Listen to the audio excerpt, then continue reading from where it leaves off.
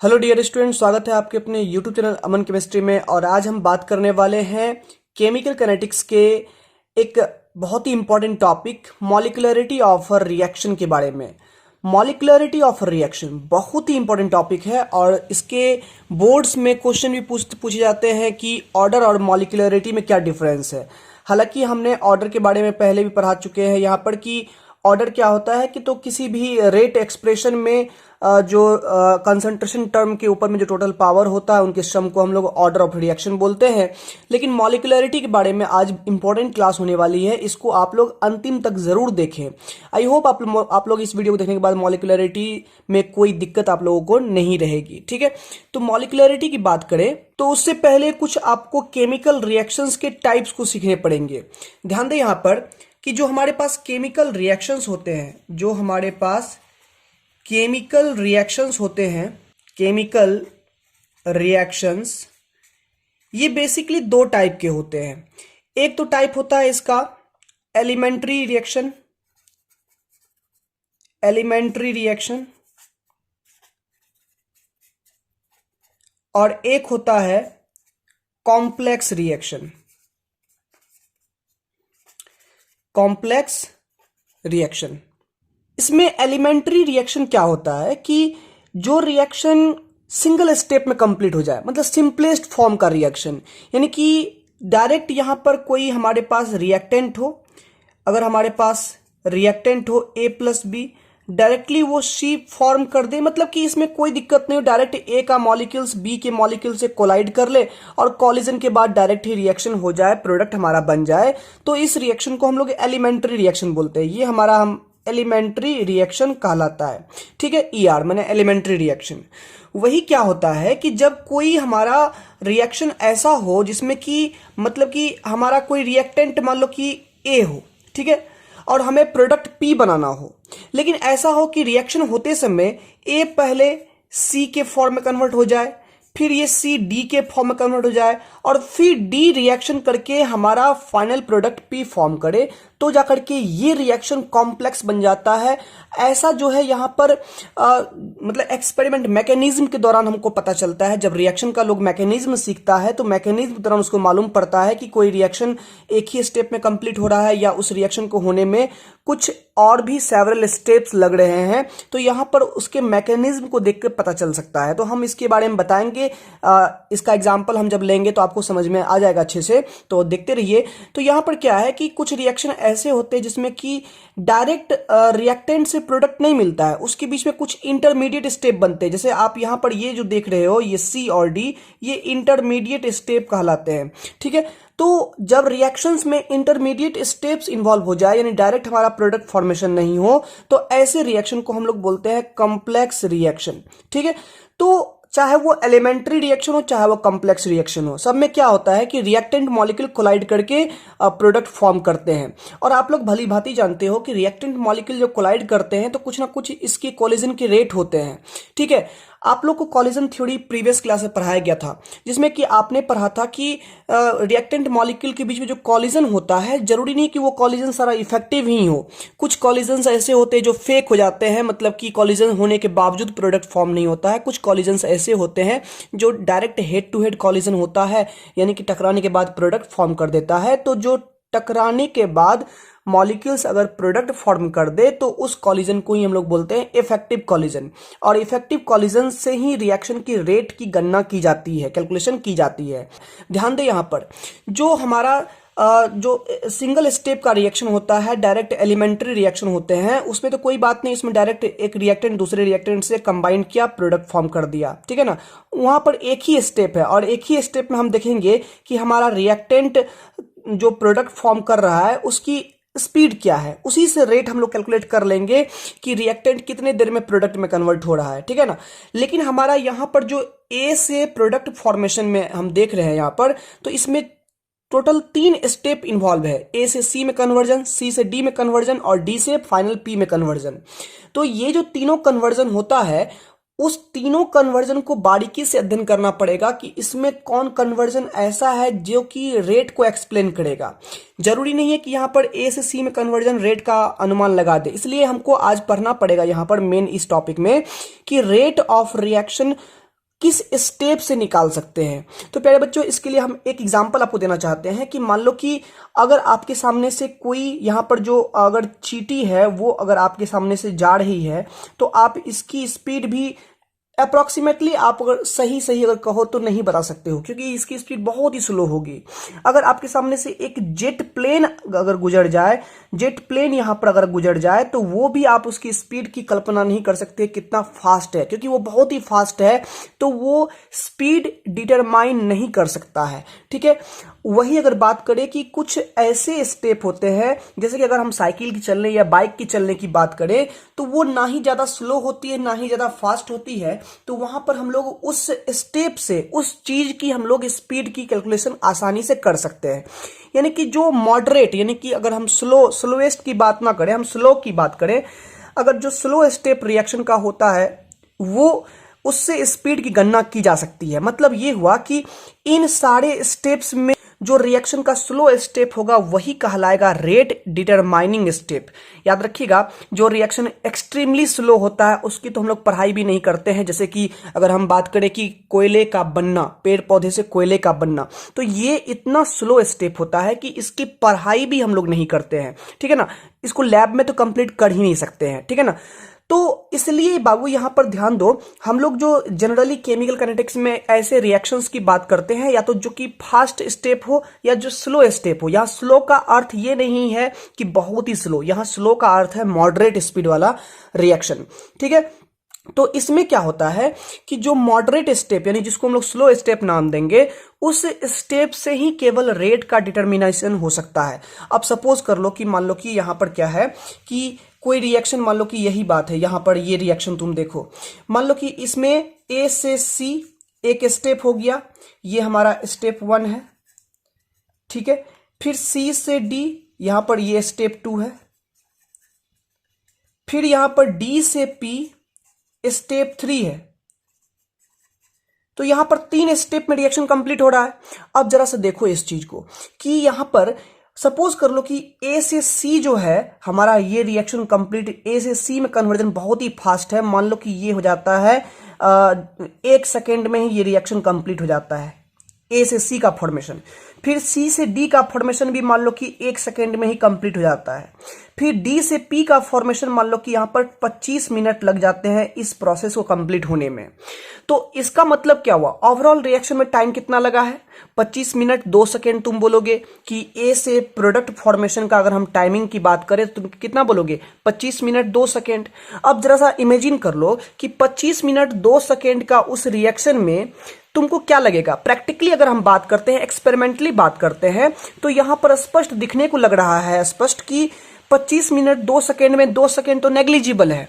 इस चीज की हम लोग स्टडी भी नहीं करेंगे, इस चीज का हम लोग को ध्यान भी नहीं रहेगा। यहां पर हम लोग 25 मिनट 2 सेकेंड में 2 सेकेंड को इग्नोर कर देंगे और हम लोग पूरी तरीके से डिपेंड हो जाएंगे किस पर, इस वाले स्टेप पर, स्टेप 3 पर डिपेंडेंट हो जाएंगे। और इसी के प्रोसेस को हम लोग देख करके इस प्रोसेस में होने में जो यहाँ पर डी से पी का फॉर्मेशन में जो यहाँ पर रेट, इस दौरान जो रेट है रिएक्शन का, हम लोग इस ओवरऑल रिएक्शन का वही रेट का पता लगा लेंगे। सपोज कर लो यहाँ पर कि यहाँ पर मान लो कि कंसेंट्रेशन इसका मान लो कि पहले शुरुआत में 100 मोल पर लीटर मान लो कि लिया गया। ठीक है, और फाइनली यहां पर प्रोडक्ट का फॉर्मेशन मान लो कि 100 मोल पर लीटर हो गया यहां पर। ठीक है ना, एक बात मान लेते हैं कि जितना रिएक्टेंट लिया फाइनल में उतना प्रोडक्ट हमें मिल गया। तो जरा सा ध्यान दीजिए यहां पर, तो इस दौरान यानी कि 100 मोल पर लीटर का चेंज आ रहा है पूरे रिएक्शन में, है ना।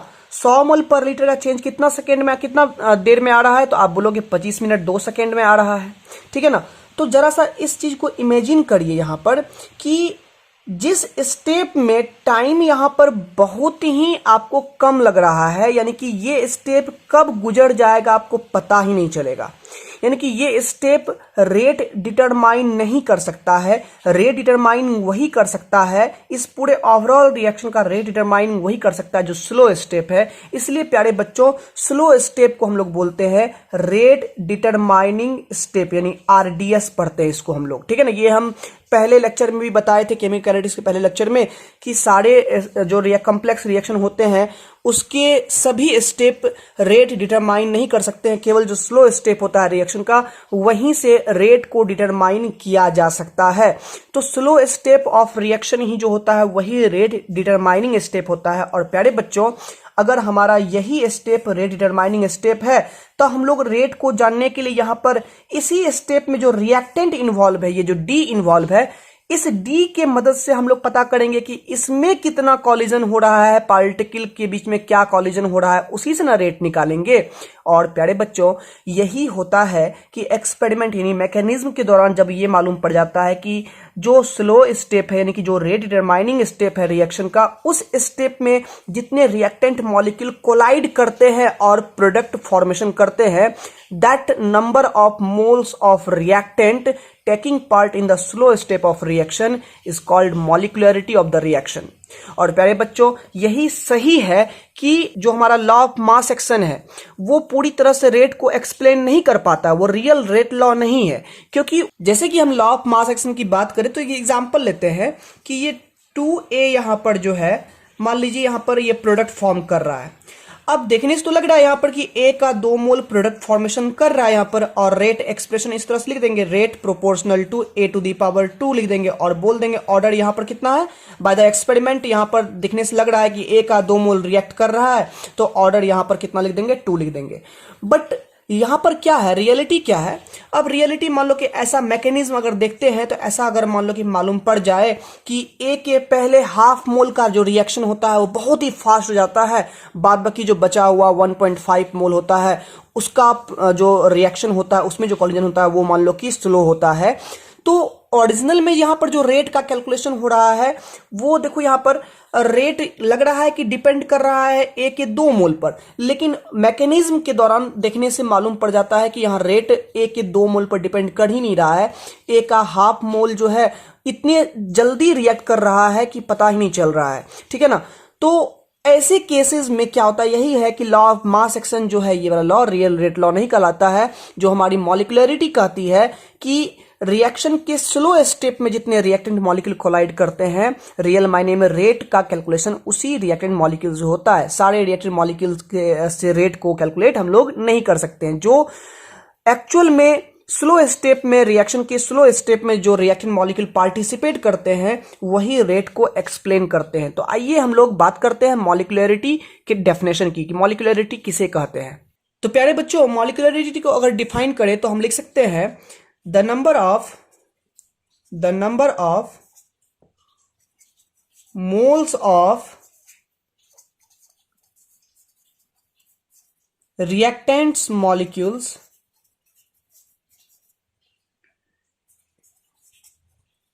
taking part in the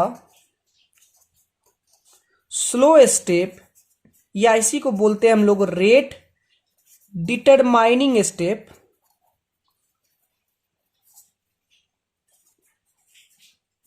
of a chemical reaction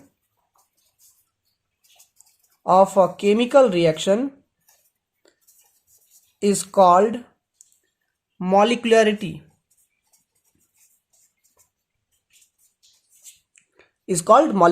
suppose कर लीजिए यहां पर क्या है कि एग्जांपल ले लेते हैं हम एक ठो, कि यहां पर हाइड्रोजन मान लीजिए ये आयोडीन से रिएक्शन करता है और हाइड्रोजन आयोडाइड का फॉर्मेशन करता है। ये भी यहां पर गैस है, ये भी यहां पर गैस है और ये भी यहां पर गैस है।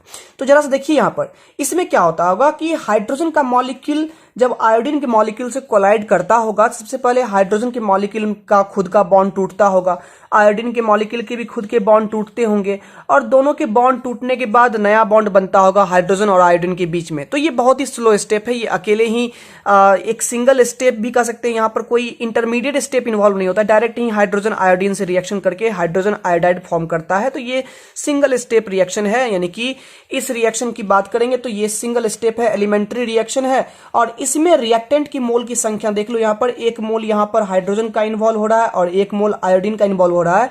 तो यहाँ पर 2 मोल पार्टिसिपेट कर रहे हैं कॉलिजन में, तो कह सकते हैं मॉलिक्यूलरिटी इस रिएक्शन का कितना होगा, मॉलिक्यूलरिटी इस रिएक्शन का हो जाएगा 2। ठीक है, वही यहां पर ध्यान देंगे।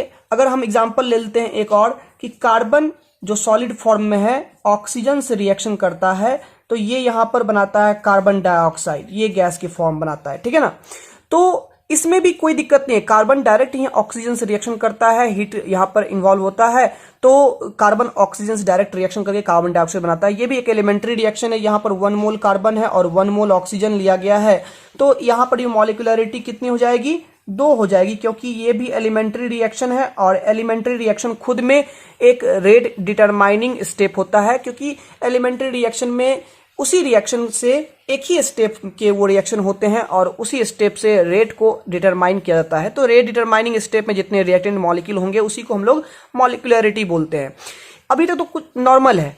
अब मॉलिक्यूलरिटी का रियल मायने में आपको मालूम पड़ेगा कि मॉलिक्यूलरिटी क्यों मैकेनिज्म पर निर्भर करता है। तो आगे देखते रहिए कि मॉलिक्यूलरिटी मैकेनिज्म पर क्यों निर्भर करता है, मैकेनिज्म क्यों पढ़ना पड़ता है मॉलिक्यूलरिटी को समझने के लिए। ध्यान दीजिए यहां पर एग्जाम्पल लेते हैं एक, कि हमारे पास जब नाइट्रोजन डाइऑक्साइड N2O2 जिसको कहते हैं, या सिंपली इसको NO लिख सकते हैं, इसको हम लोग नाइट्रिक ऑक्साइड ही पढ़ते हैं, जब इसका ऑक्सीडेशन होता है तब यहां पर ये नाइट्रोजन टेट्रा ऑक्साइड कह सकते हैं, हालांकि N2O4 जिसको शॉर्ट में हम लोग NO2 पढ़ते हैं, दिखने में नाइट्रोजन डाइऑक्साइड लग रहा होगा, ये जो है ना एक्चुअली नाइट्रोजन टेट्रा ऑक्साइड है, N2O4 के फॉर्म में है, ये N2O2 के फॉर्म में रहता है। जब ये मॉलिक्यूलर फॉर्म में जब एग्जिस्ट करता है तो उस फॉर्म में रहता है। हालांकि इसके बारे में पी ब्लॉक पढ़ेंगे, फिलहाल जान लीजिए कि जब नाइट्रिक ऑक्साइड रिएक्शन करता है ऑक्सीजन के साथ में तो NO2 का फॉर्मेशन हो रहा है, ठीक है ना। बैलेंस करने के लिए आप यहां पर मल्टीप्लाई कर सकते हैं, यहां पर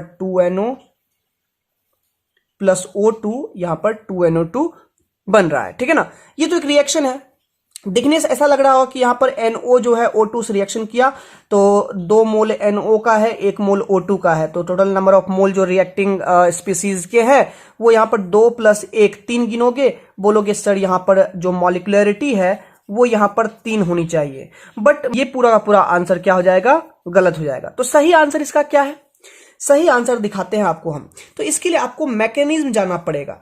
तो अगर इस रिएक्शन के मैकेनिज्म की हम बात करें तो ये मैकेनिज्म को जरा गौर से देखें। तो यहां पर होता क्या है, पहले रिएक्शन में नाइट्रिक ऑक्साइड ऑक्सीजन के साथ डायरेक्टली अटैच्ड होकर के बहुत ही फास्ट स्टेप में इसके पास कुछ रेस्ट इलेक्ट्रॉन होते हैं, जिसके कारण से क्या होता है कि ये नाइट्रिक ऑक्साइड ऑक्सीजन से डायरेक्टली रिएक्ट करके नाइट्रोजन ट्राई ऑक्साइड कह सकते हैं या N2O6 कह सकते हैं, जो कि आप लोग आश्चर्य करोगे ये एग्जिस्ट या स्टेबल मॉलिक्यूल नहीं है, ये फॉर्म हो जाता है, ये बन जाता है, ठीक है ना। और ये बहुत ही फास्ट स्टेप होता है और इस स्टेप के दौरान जो है एक हमारा प्रोडक्ट बन जाता है NO3, जो कि हमारा अनस्टेबल प्रोडक्ट है। ये हमारा अनस्टेबल प्रोडक्ट है, ये इस फॉर्म में एग्जिस्ट नहीं कर सकता है। अब रिएक्शन एक ही सिस्टम में हो रहा है, मान लो कि ये हमारा सिस्टम था, इस सिस्टम में हमने NO डाला, हमने O2 भी डाला। अब ये NO2 कुछ मिल करके यहां पर बना दिया, NO3 बना दिया। ये NO3 स्टेबल नहीं है, ये NO3 करता क्या है, उसी सिस्टम में बचे हुए NO से फिर से रिएक्शन करता है। अब जो है ये NO3 ये फिर से बचे हुए NO से रिएक्शन करता है और रिएक्शन करने के बाद जो है तब जो यहां पर NO3 के बीच का बॉन्ड टूटता है, NO के बीच का बॉन्ड टूटता है, फिर जो नया बॉन्ड बनता है तब जाके फॉर्मेशन होता है NO2 का। यहां पर बैलेंस कर लिए 2 से, ठीक है ना। तो ये जो स्टेप होता है स्टेबलाइज मॉलिक्यूल यहां पर मिलता है, हमारा फाइनल प्रोडक्ट यही है जो स्टेबल मॉलिक्यूल के रूप में प्राप्त हुआ है। तो प्यारे बच्चों ये जो स्टेप होता है हमारा, ये फास्ट स्टेप होता है इस रिएक्शन का, और ये जो स्टेप होता है वो हमारा स्लो स्टेप होता है, क्योंकि इस स्टेप को कंप्लीट होने में कुछ ना कुछ वक्त लगता है, जबकि ये स्टेप डायरेक्टली यहां पर रिएक्शन के कारण बन रहा था तो यहां पर फास्ट स्टेप बना था। नहीं कहा जाता है कि जल्दी का काम शैतान का, तो जल्दीबाजी में यहां काम हुआ तो यहां पर जो है हमारा अनस्टेबल प्रोडक्ट बन गया, और जैसे ही काम फिर स्लो ढंग से हुआ, फिर से काम को सुधारा गया तो हमारा एक अच्छा खासा स्टेबल प्रोडक्ट मिल गया। तो यहां पर अगर देखें तो वास्तव में इस रिएक्शन में यहां से लेकर के यहां तक काम हुआ है, ठीक है। जो यहां से यहां डायरेक्ट काम दिख रहा है ऐसा कुछ नहीं है, यहां से लेके पहले ये बना, फिर यहां से लेके ये बना है, 2 स्टेप में रिएक्शन कंप्लीट हुआ है। ये कॉम्प्लेक्स रिएक्शन है, इसके मैकेनिज्म से हमें मालूम पड़ा। तो यहां पर क्या हो रहा है कि ये जो स्टेप, दो स्टेप मिला करके हमारा रेट ऑफ रिएक्शन लिखा जाना है। लेकिन आपको पता ही है कि इस स्टेप को होने में बिल्कुल भी समय नहीं लगा है, जो भी समय लगा है इसी स्टेप के होने में, कंप्लीट होने में लगा है। तो इस पूरे रिएक्शन में जो कंसेंट्रेशन में चेंज है उसमें ये दोनों का टाइम इन्वॉल्व है, बट इसके टाइम को हम इग्नोर कर देंगे, हम इसके टाइम पर डिपेंड करेंगे। तो ऐसा लगेगा कि इस पूरे रिएक्शन में होने में इस प्रोसेस का कोई इन्वॉल्वमेंट था ही नहीं, मतलब कि ये प्रोसेस में जो समय लगा वो बहुत ही नेग्लिजिबल समय है। ऐसा लगेगा कि पूरा रिएक्शन जो कंसंट्रेशन में चेंज आया है उसमें जो समय लगा है वो बस इसी के कारण लगा है। तो हम लोग इसी स्टेप को ध्यान में देखते हुए ये जो स्लो स्टेप है इसी स्टेप को बोल देंगे हम लोग रेट डिटरमाइनिंग स्टेप, RDS बोल देंगे। और प्यारे बच्चों, इसी रेट डिटरमाइनिंग स्टेप में जितने number of mole of reactant है, कितने मोल है, तो 1 मोल NO3 का है और 1 मोल किसका है, NO का है। This number of mole of reactant taking part in the slow step of reaction कितने हुए, यहां पर 2 हुए। तो मॉलिक्यूलरिटी इस रिएक्शन का कितना कहलाएगा, मॉलिक्यूलरिटी कहलाएगा 2। और प्यारे बच्चों, जिस रिएक्शन की मॉलिक्यूलरिटी 1 होती है, जिसकी मॉलिक्यूलरिटी 1 होती है वो कहलाता है यूनिमॉलिक्यूलर रिएक्शन। जिसकी मॉलिक्यूलरिटी 2 होती है उसको बोलते हैं हम लोग बायमॉलिक्यूलर रिएक्शन। जिसकी मॉलिक्यूलरिटी 3 होती है उसको बोलते हैं ट्राइमॉलिक्यूलर रिएक्शन। समझे बात को? तो यहां पर इसकी मॉलिक्यूलरिटी दिखने में लग रही थी 3, लेकिन मॉलिक्यूलरिटी कितनी हो गई, 2। कब हुई मॉलिक्यूलरिटी 2, जब इसका मैकेनिज्म हमने पढ़ा, मैकेनिज्म हमने सीखा। तो प्यारे बच्चों, मैकेनिज्म जो यहां पर एक टॉपिक है इसको आपको सीखना पड़ेगा। मैकेनिज्म जब आदमी सीख जाता है रिएक्शन का तो उसको मॉलिक्यूलरिटी निकालना उसके लिए बहुत ही आसान हो जाता है। एक एग्जाम्पल और है, अपने ऑर्गेनिक में 11th क्लास में या कभी भी, या ऑर्गेनिक जब पढ़ोगे तो सीखोगे, न्यूक्लियोफिलिक सब्स्टिट्यूशन रिएक्शन, जिसको हम लोग शॉर्ट में SN रिएक्शन भी कहते हैं। तो उस SN रिएक्शन की चर्चा हम लोग अगले वीडियो में करेंगे ताकि ये वीडियो जरा लंबा ना हो जाए। हालांकि ये एग्जाम्पल था, अब मॉलिक्यूलरिटी के हम लोग कुछ पॉइंट को डील कर लेते हैं। उसके बाद SN रिएक्शन हम लोग अगले वीडियो में देखेंगे। तब तक के लिए आप एक नेक्स्ट और एक लास्ट पॉइंट आप लोग देख लीजिए जो इंपॉर्टेंट है। फर्स्ट पॉइंट तो ये है कि मॉलिक्यूलरिटी कभी भी 0 नहीं हो सकता है। इट कांट बी 0, ये 0 कभी नहीं हो सकता है। मॉलिक्यूलरिटी कभी फ्रैक्शनल नहीं हो सकती है। It can not be fractional, ये फ्रैक्शनल नहीं हो सकता। जबकि ऑर्डर हमारा 0 भी हो सकता है, ऑर्डर हमारा फ्रैक्शनल भी हो सकता है। मॉलिक्यूलरिटी हमारा 0 या फ्रैक्शनल नहीं हो सकती है। और सबसे इंपॉर्टेंट बात ये होती है कि ऑर्डर जो हमारा होता है वो एक्सपेरिमेंटल वैल्यू होता है। ऑर्डर को हम लोग केमिकल रिएक्शन के एक्सपेरिमेंट के दौरान हम लोग पता करते हैं, ऑर्डर ऑफ रिएक्शन। जबकि मॉलिक्यूलरिटी की बात करें तो मॉलिक्यूलरिटी किसी भी रिएक्शन के जो होते हैं ना वो थ्योरेटिकल पार्ट होते हैं, मतलब कि मैकेनिज्म जो कि एक थ्योरेटिकल लैंग्वेज होता है किसी भी केमिकल रिएक्शन का। मैकेनिज्म कोई भी एक्सपेरिमेंटल प्रोसेस नहीं होता है, मैकेनिज्म एक थ्योरेटिकल प्रोसेस होता है, हाइपोथेटिकल एक प्रोसेस होता है मैकेनिज्म। तो मैकेनिज्म के दौरान या मैकेनिज्म के द्वारा ही हमें मॉलिक्यूलरिटी का पता लगता है जो कि थ्योरेटिकल होती है। इसलिए कहते हैं कि मॉलिक्यूलरिटी थ्योरेटिकल होता है। इट इज थ्योरेटिकल, ये थ्योरेटिकल होता है, जबकि ऑर्डर हमारा एक्सपेरिमेंटल होता है। ठीक है, तो ये 3 पॉइंट आप लोग ख्याल रखिएगा मॉलिक्यूलरिटी और ऑर्डर के संबंध में। और हम लोग जो मॉलिक्यूलरिटी का एक बहुत ही इंपॉर्टेंट एग्जांपल है जिसका मैकेनिज्म आप लोग सीखोगे ऑर्गेनिक में भी, या हम लोग मैकेनिज्म की बात यहां पर भी करेंगे, नेक्स्ट वीडियो में करेंगे। उस वीडियो को जरूर आप लोग देखिएगा। तब तक आप बने रहिए हमारे चैनल के साथ, और अगर सब्सक्राइब नहीं किए सब्सक्राइब जरूर कर लीजिएगा ताकि आपके पास नोटिफिकेशन हर एक वीडियो की आ सके। धन्यवाद।